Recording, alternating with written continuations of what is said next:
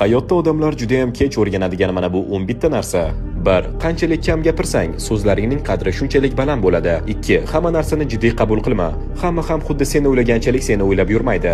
3. Muammolarga e'tibor qaratganingda muammolaring ko'payadi, imkoniyatlarga e'tibor qaratganingda esa imkoniyatlaring ortadi. 4. Hozir qancha og'riqli bo'lmasin, bir kun kelib orqaga qaraysan va tushunasan. Buning barchasi sening hayotingda yaxshilikka sodir bo'lgan. 5. Odamlarni sabab bilan uchratasan. Yo ular sening hayotingni o'zgartiradi yoki sen ularning hayotini o'zgartirasan. 6. Hech qachon yangi narsani sinab ko'rishdan qo'rqma. Agar sen bilgan chegaralaringdan chiqmasang, hayot zerikarli bo'lib qoladi.